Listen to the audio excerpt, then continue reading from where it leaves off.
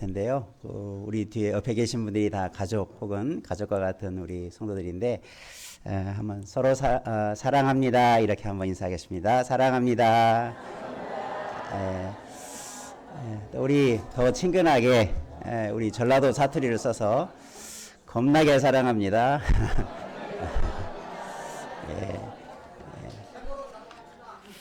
오늘 우리 가족 주일로 교회가 지키는데 같은 교회를 다니면서도 때로는 함께 이렇게 예배하지 못하고 뭐 부서별로 이렇게 예배하기도 하고 떨어져서 이렇게 예배 드리는 경우가 많은데 생각해 보니까 이렇게 한 자리에 다 같이 모여서 손주, 아버지, 아들 또 할머니 이렇게 3대가 예배 드리는 모습을 한번 이렇게 상상해 보니까 참 너무나 아름다운 모습이더라고요. 우리 교회가 매주가 이렇게 드려지면 좋겠지만 함께 예배하는 공동체 또 함께 예배 드리는 그런 가정을 3대, 4대가 함께 모여 예배하는 그런 축복의 가정들이 넘쳐나기를 주님의 이름으로 축복합니다. 우리 모두가 그런 가정을 함께 이루어가기를 원합니다. 오늘 말씀을 통해서 우리가 하나님이 우리의 가정을 세워가는 원리를 함께 생각해 보고 우리 모든 가정들이 그런 은혜의 열매들이 있기를 원합니다. 현대 많은 사람들이 여러 가지 사회 또 가정 여건을 진단하면서 특별히 가정에 관한 이런 보고서들을 보면 가정이 많은 위기들을 겪고 있다.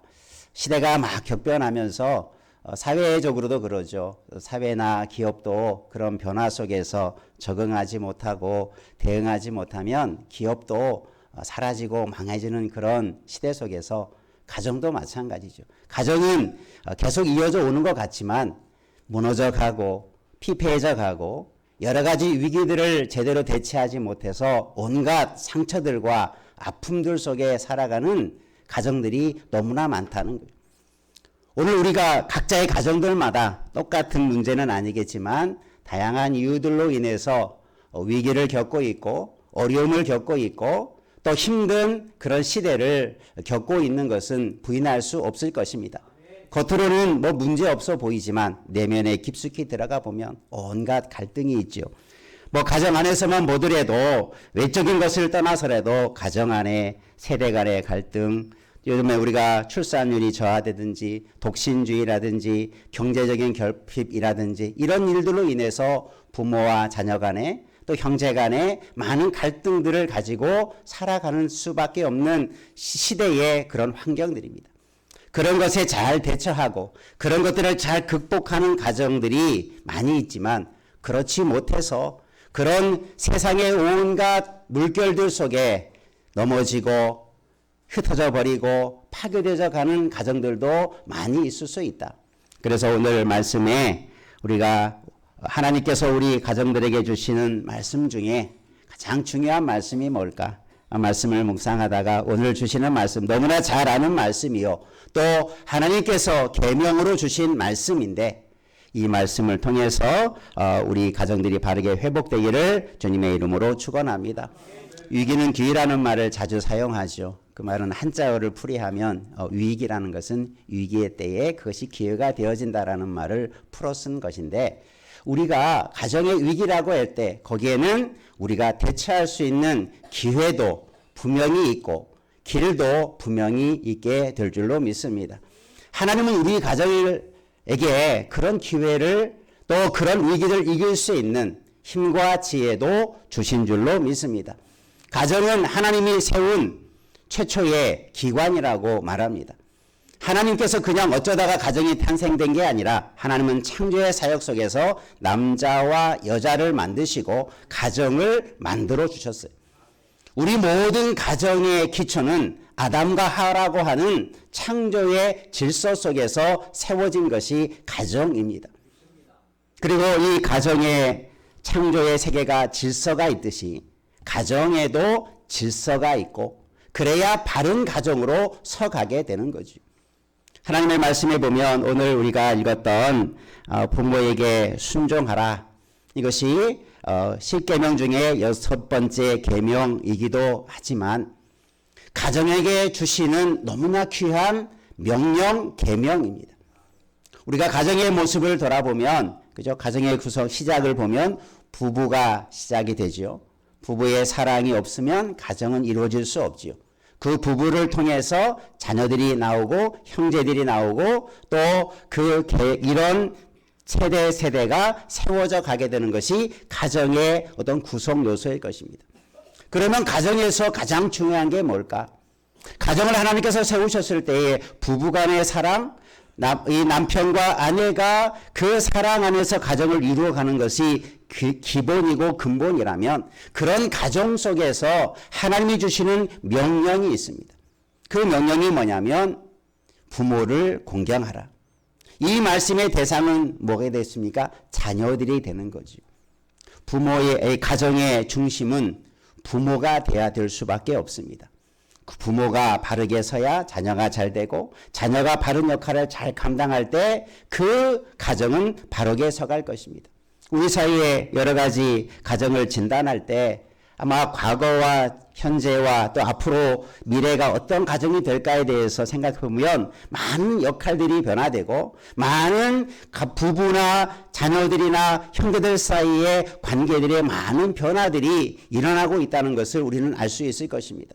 그런데 가장 좀 우리가 눈여겨봐야 할 부분이 뭐냐면 요즘에 아이들을 하나 낳고 둘 낳다 보니까 뭐 그것이 인구 감소가 되고 뭐 우리 미래에 대한 암울한 이야기들이 나타나지만 그런 속에서 우리가 영적으로 보면 또 어떤 현상이 나타나냐면 가정의 주인공이 부모가 아니라 자녀가 되어버리는 역전 현상이 나타나요. 가정이 부모 중심으로 이렇게 세워져 가고 질서 있게 나가는 것이 아니라 가정의 자녀가 우상이 되어버리고 가정의 자녀가 1순위가 되어버리니까 가정의 질서가 깨어지는 거예요. 혹시 저와 여러분의 가정 아마 청소년기나 학생들 시기를 지날 때 그죠? 아이들이 얼마나 예민하고 민감하고 또 얼마나 가정 안에서 많은 그런 갈등과 또 청소년기를 지나면서 뭐 사춘기를 지나면서 가정의 자녀들이 얼마나 참 통제하기 힘들고 어려운 시대를 살아갑니까? 그런 시대 속에서 가정의 질서가 어디에 있는가? 가정이 바르게 세워가고 이런 위기와 시대의 변화 속에서 변치 않는 창조의 질서의 원리가 가정에서 무엇인가를 오늘 우리가 알고 그 원리를 붙들고 나아가면 가정이 위기를 극복하고 가정이 바르게 서가는 분명한 은혜가 있게 될 줄로 믿습니다. 우리 모두가 그런 가정을 함께 세워가고 가정의 위기들을 이겨내가는 건강한 가정을 함께 이루어가기를 주님의 이름으로 축복합니다. 그래서 오늘 말씀을 통해서 두 가지로 함께 말씀을 좀 나눠보도록 하겠습니다. 첫 번째 한번 따라했습니다. 부모 공경은 가정을 세우는 옳은 삶입니다. 예. 오늘 말씀해 보면 부모에게 순종하라. 이것이 어떻다? 옳다. 옳은 일이다. 부모를 순종하는 것. 그것은 옳다. 물론 우리가 우리나라뿐만 아니라 온 세계적으로 볼 때 부모를 공경하고 우리나라 같은 경우는 조선시대 이후에 유교적인 사상 때문에 부모에게 효도하라. 이것이 모든 나라와 사람들 삶 속에서 우리에게 가르쳐주는 기본적인 가정에 세워가는 데 있어서 윤리와 도덕의 기초를 이루어가죠. 믿음으로 살지 않는다 할지라도 부모를 공경하는 것은 부모에게 순종하는 것은 어느 나라를 막론하고 당연히 받아들이는 아주 기본적인 윤리와 도덕의 핵심이 되어집니다. 그러면 하나님의 이 말씀을 우리가 윤리적이고 도덕적으로 먼저 받아들이지 말고 아까 가정은 누가 만드셨다고 그랬습니까? 하나님이 창설하셨어요. 최초의 가정을 그렇게 만드시고 생육하고 번성함으로 이 가정을 통해서 온 인류가 여기까지 나오게 되었다면 하나님께서 가정을 향한 명령이 뭐였습니까? 부모에게 어떻게 하라? 순종하라. 하나님께서 엄한 명령을 내리시죠. 10가지 명령. 이것은 인류가 하나님의 사람들이 반드시 지켜야 할 명령. 그것을 계명. 10가지로 압축해서 10계명이라고 이렇게 말씀하고 있지요. 그러니까 이것은 우리에게 권유하고 야 이게 좋은 거야 라고 하는 게 아니라 하나님의 단호한 명령입니다. 부모를 공경하라. 왜 부모를 공경해야 되는가라고 하는 것에 대한 것들을 우리가 성경을 통해서 배워가면 그것이 결국은 어떤 것입니까? 옳은 것이다. 여러분, 가정을 세우는 것은 또 가정의 위기들을 극복하는 키는 어렵고 숨겨져 있는 게 아니라 가장 기초적인 것부터 우리가 지켜갈 때, 가장 기본적인 것을 든든히 바치고 갈 때 위기를 극복해 갈 수 있는 힘이 거기에서 나오는 줄로 믿습니다. 종종 그런 이야기를 합니다. 부모를 공경하지 못하는 자가 어떻게 어른들을 공경하겠느냐, 이웃을 공경하겠느냐, 그런 사람이 사회생활 하면서 어떻게 자기보다 높은 상반이나 자기 어떤 동료들을 공경하며 섬기며 살 수 있겠느냐, 그런 이야기를 합니다. 여러분, 부모 공경은 윤리와 도덕을 떠나서 하나님의 명령인 줄 믿으시기를 바랍니다. 그리고 그것은 반드시 지켜야 할 계명으로 우리는 받아들여야 돼요. 우리가 어떻게 공경하느냐, 어떻게 효도를 다하느냐, 어떻게 부모를 잘 대해주느냐라고 하는 것에 대한 어떤 구체적인 내용보다 우리가 그 원리를 먼저 이해하면 우리 가정, 하나님이 세워가시는 바른 가정은 부모를 공경하는 것이다. 그러니까 부모를 공경하라고 하는 그 주체가 누가 됩니까? 자녀이죠. 자녀가 부모를 공경하는 것이 먼저 그것이 가정의 원리가 되고 그것이 창조의 질서가 되어지는 거예요. 우리가 남녀의 관계, 부부의 관계에서도 마찬가지죠. 남편은 아내의 뭐가 된다고 말합니까? 머리가 되어진다. 이게 부부간의 질서이기도 하죠. 여러분, 오늘 하나님이 창조하신 사역 속에 거기에 분명한 하나님의 창조의 원리와 질서가 다 담겨져 있는데 그것이 무너지고 깨어지니까 혼란이 생기고 위기가 다가오는 거죠. 오늘 우리가 하나님의 가정, 하나님이 기뻐하시는 가정, 그것은 부모를 공경하는 것이다 라는 것을 기억하시기를 바랍니다. 이 공경이란 말에 히브리어, 그러니까 구약의 언어로 이렇게 살펴보면 고대 언어들은 단어가 이렇게 오늘날과 같이 다양하게 이렇게 있지 않았습니다. 공경이란 말을 어떻게 사용할까? 공경이라는 단어를 어떻게 채용할까? 막 이런 고민들이 있지요. 그냥 부모를 공경하라라고 그랬을 때 그 공경이라는 단어가 이 히브리서 구약의 언어로는 어떤 단어가 채용되냐면 무겁다, 아주 중요하고 값진 것이다 라고 하는 단어를 공경이라는 단어로 사용합니다. 그래서 부모를 공경하라라고 할 때는 부모가 정말 중요하고 무거운 존재다. 그래서 이것을 우리 몸의 내장이죠. 간이나 심장과 같이 내장기관을 표현할 때 이 공경한다는 단어의 어원이 사용되어져요. 그래서 부모를 공경한다는 것은 중요하고 내장기관이 우리의 몸을 지탱하는데 아주 중요한 역할을 하듯이 부모가 그렇게 중요한 부분이고 역할을 하고 있기 때문에 공경을 해야 된다는 단어를 차용해서 쓰는 거죠. 여러분, 부모가 얼마나 소중한지 어릴 때는 저도 어린 시절을 지내왔지만 부모에 대해서 그렇게 존중하고 순종하고 복종하는 것들에 대해서 잘 느끼지 못하는데 점점 나이가 들어보고 아이가 생기고 자녀를 기르다 보면 이 부모의 마음을 제가 느끼지 못했던 그 마음이 때로는 느껴지고 이것이 우리가 하나님께서 부모를 공경하라고 하셨던 내용이다라고 하는 것을 우리가 깨달을 때가 저도 있습니다. 여러분, 주님께서 우리에게 말씀하신 부모를 공경하라는 것은 그만큼 부모님이 중요하다. 왜 부모님에게 순종해야 되는가라고 하는 것을 일일이 설명할 수 없지만 부모 없이 이 땅에 나온 사람이 어디에 있습니까? 그 부모가 어떤 사람이었든지 어떤 역할을 했는지를 떠나서 부모 없이 이 땅에 태어난 사람은 아무도 없는 거죠. 우리의 생명의 근원이 되는 거예요. 나의 생명의 출발이 부모로부터 시작되었다. 물론 생명은 하나님께서 주시는 것이지만 부모라고 하는 가정을 통해서 우리가 이 땅에 태어났기 때문에 그 어떤 것, 어떤 조건, 환경, 부모가 잘나고 못나고 부모가 나에게 잘해주고 못해주고를 떠나서 부모는 그 자체로 존중을 받아야 마땅한 존재예요. 마땅히 순종해야 할 존재요, 공경해야 할 존재인 줄로 믿습니다. 그래서 그게 옳은 거라고 말하고 있는 거예요. 이유를 불문하고 이유를 따지지 말고 부모를 공경하는 것, 그게 하나님이 보실 때 가장 옳은 가정의 창조의 질서이다. 한번 옆에 분하고 다닙시다. 부모를 잘 공경하십시다. 이것이 옳은 일입니다. 예. 나는 항상 자녀만 될 수 없죠. 내가 또는 부모가 되기도 하고, 그렇죠? 그래서 세대가 그런 과정을 통해서 세워져 가게 되는 것입니다. 리처드 포스터라고 하는 기도라고 하는 책을 여러분 읽어보신 분이 많이 있을 텐데 그 책에 보면 이 가정에 대해서 이런 표현이 있습니다. 우리가 따라 가정은 하나님께서 사람에게 주신 가장 작은 교회이자 가장 큰 학교이다. 리처드 포스터는 가정에 관한 것을 이야기하면서 그렇게 얘기해요. 가정은 작은 교회와 같다. 가정은 큰 학교와 같다.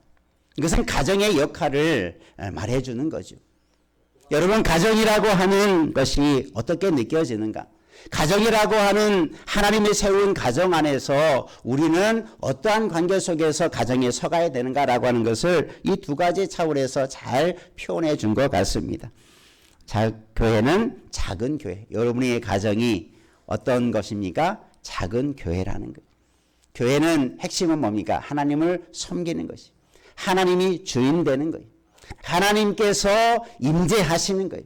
하나님께서 다스리시는 곳을 우리가 표면적으로 교회라고 하는 건물과 모임을 통해서 가장 잘 드러나죠. 그래서 교회는 하나님을 예배하고 하나님의 일을 감당하고 하나님의 사람들이 세워져 가는 것, 그게 교회의 모습이죠.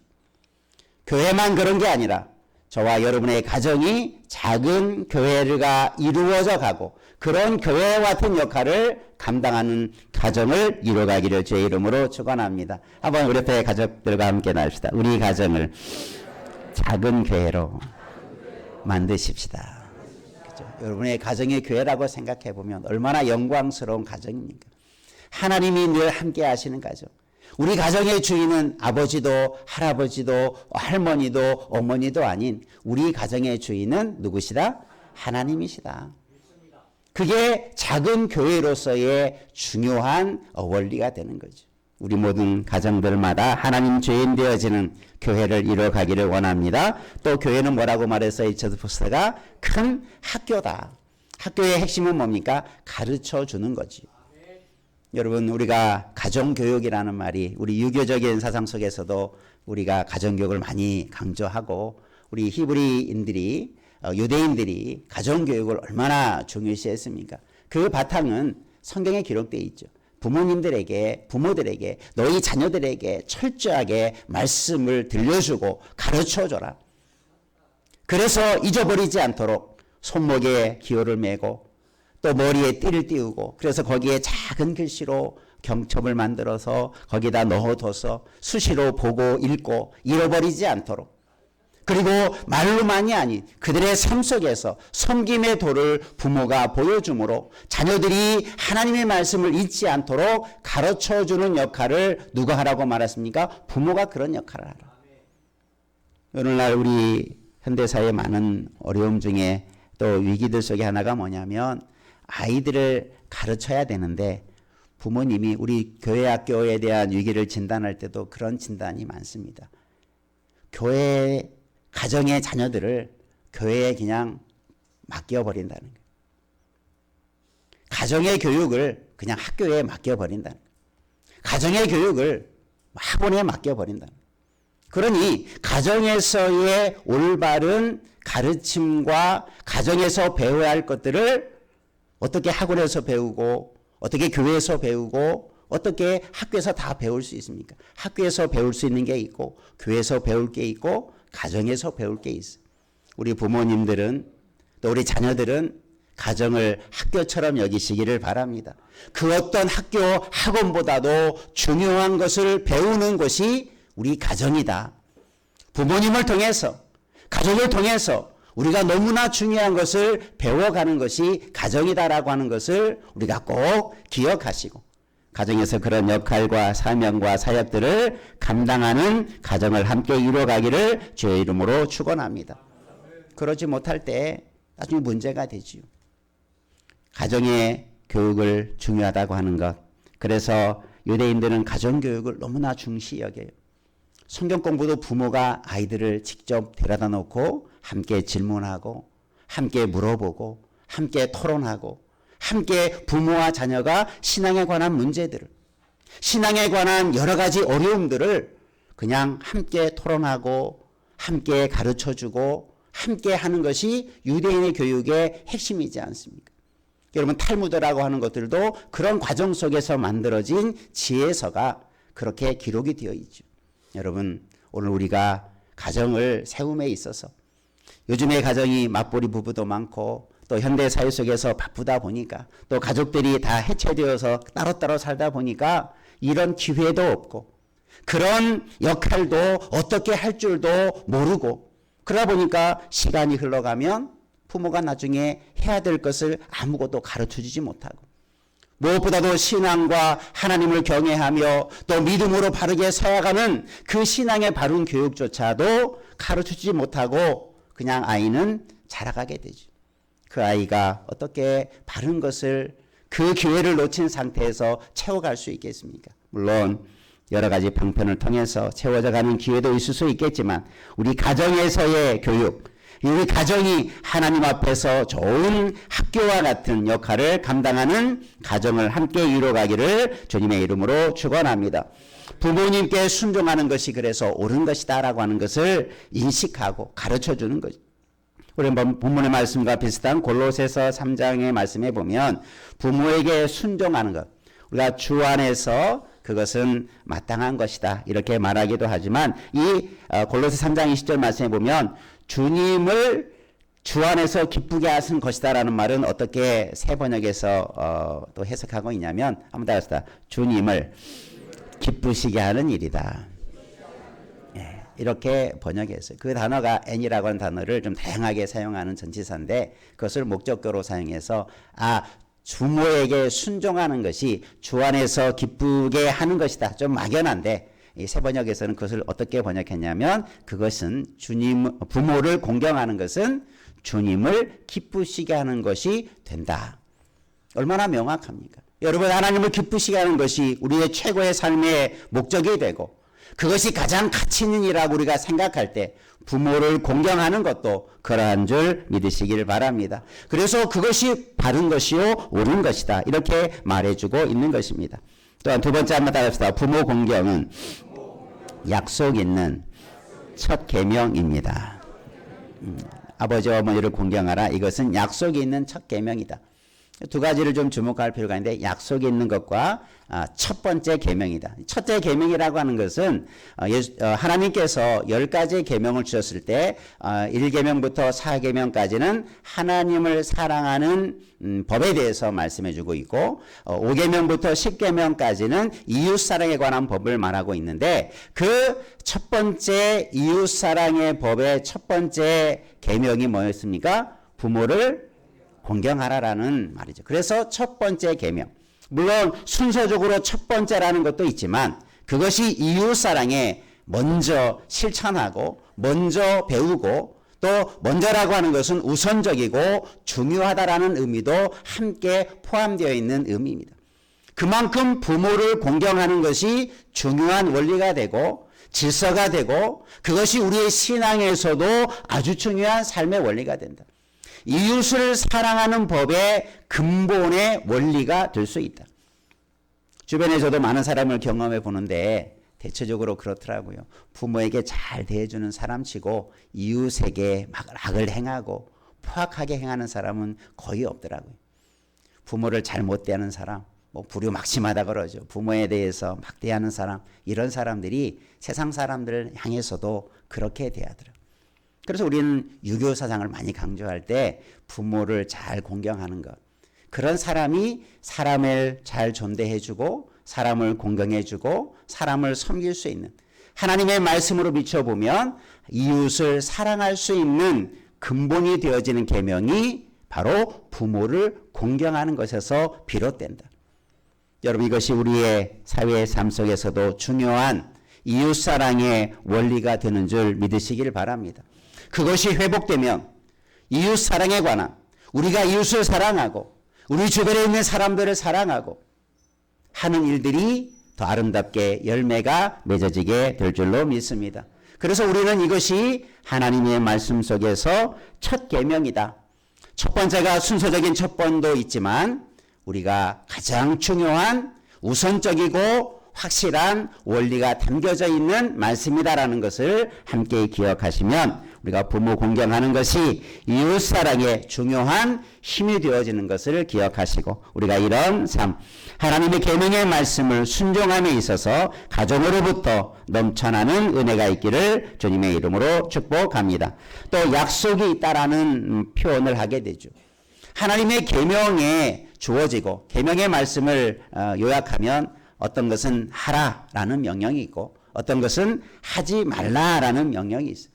단순하게 그런 것들을 설명하는 계명들도 있고 단순하게 하라 하지 말라로 넘어가는 계명도 있는데 여러분 이 부모를 공경하라고 하는 이 첫 계명에는 뭐가 달려 있어요? 거기에 하나님의 설명이 담겨 있어요. 그게 뭐냐면 약속이에요. 부모를 공경하라. 그리하면 출애굽기 맨 처음 이 계명을 줄 때에는 내 부모를 공경하라. 그러면 내가 내게 준 땅에서 영원히 살 것이다. 오래 살 것이다. 그러니까 장수의 복을 말씀하고 있어요. 그러니까 하나님의 명령에 약속이 붙어 있다는 거예요. 약속에 그 약속이라는 것은 마치 부록과 같은 거예요. 야 이렇게 하면 내가 그 한 행위에 대한 내가 이런 약속을 분명하게 이루어 준다라고 하는 것이죠. 그래서 하나님의 많은 말씀 속에는 이런 하나님의 말씀 속에는 약속이 담겨져 있어요. 그래서 하나님의 말씀을 표현할 때 언약이라는 말로도 표현합니다. 신약이라고 하는 것은 약속이에요. 언약이에요. 구약이라는 것도 마찬가지죠. 약속, 언약의 말씀이 성경의 말씀이고 이 성경의 말씀 중에 부모를 공경하라고 하는 이 계명 속에도 뭐가 붙어 있다고요? 약속이 붙어 있어요. 그 약속이 두 가지예요. 첫 번째는 내가 땅에서 장수한다. 장수의 복. 요즘 세대가 이제 100세 시대를 앞두고 있다고 하는데 정말 우리의 수명이 인간의 수명이 점점 길어지고 있는 것은 부인할 수 없죠. 예수를 잘 믿어서 우리가 이런 장수의 복을 누리는 건 아니지만 고대의 장수의 복은 큰 복 중의 복이었어요. 왜냐하면 여러분도 알지만 우리나라나 고대 사회를 보면 사람의 수명이 길어야 40세, 50세. 얼마나 오래 살지 못했으면 우리나라도 어떤 잔치가 있었어요?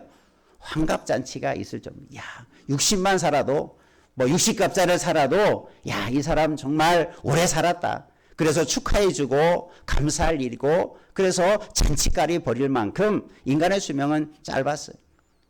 고대에는 더 짧았지요. 그래서 사람이 그래서 오래 산다 라고 하는 것이 복으로 우리가 알려져 있는 거죠. 그래서 우리나라도 유기적으로도 장수의 복에 대해서 말하고 있지 않습니까? 우리 일반적인 의미가 아니라 여기서 장수라는 것은 그냥 땅에서 오래 사는 것이 아니라 두 번째와 함께 연결되어집니다. 어떻게 오래 사느냐?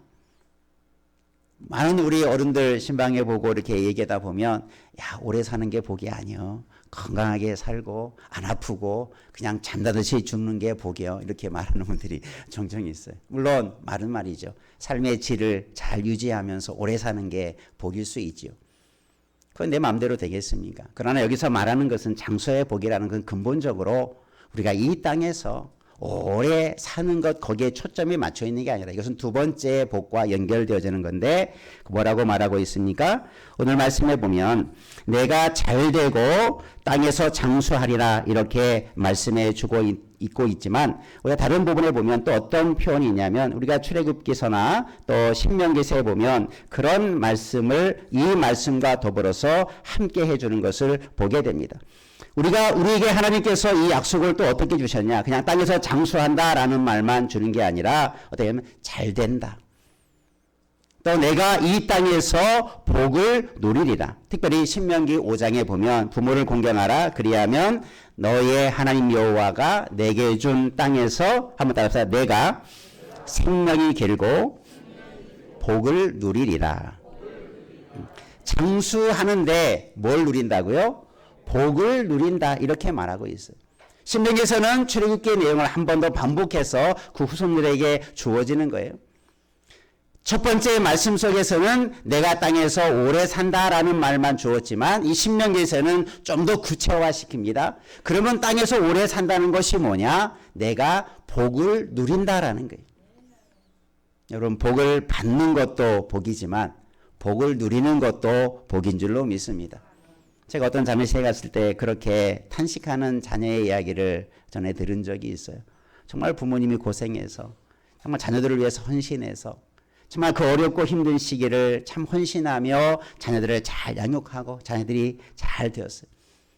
이제 좀 살만하는데 병에 걸려서 그만 죽음을 맞이하게 되었어요. 그 자녀가 그렇게 탄식하는 거예요. 아유, 어머니, 그렇다면 고생하시고 이제 좀 살만하시니까 이제 그 많은 복과 자녀들이 잘 되는 것과 효도 받으면서 편안하게 살 수 있는 때가 되었는데 왜 벌써 돌아가십니까? 이렇게 탄식하는 이야기를 들은 적이 있어요. 자손의 입장에서 보면 정말 안타깝죠.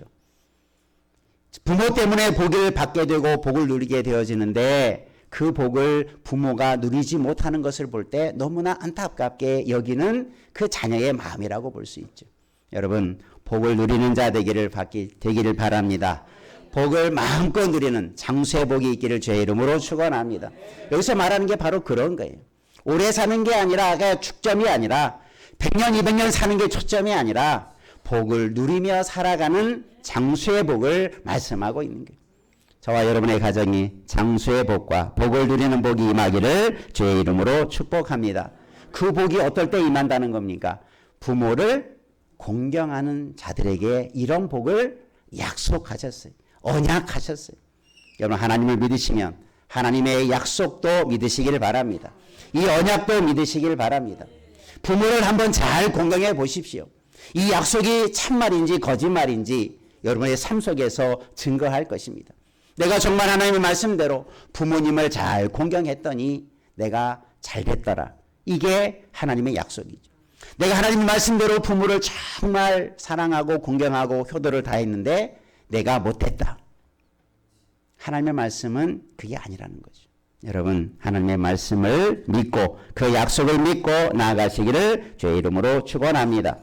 물론 여러 가지 복의 조건이라 여러 가지 내용들도 다를 수 있지만 하나님은 그런 하나십니다. 우리 마지막으로 한 번 더 따라해봅시다. 하나님은 우리의 가정에 최적의 시간에 가장 좋은 것을 최고의 방법으로 이끌어 주실 줄로 믿습니다. 하나님은 그러한 분이십니다.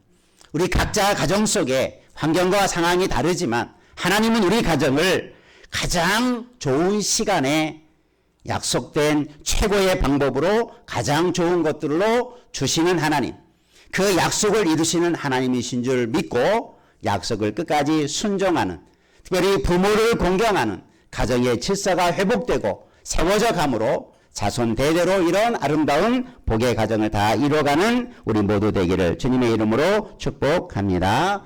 기도하겠습니다. 참 좋으신 하나님 아버지,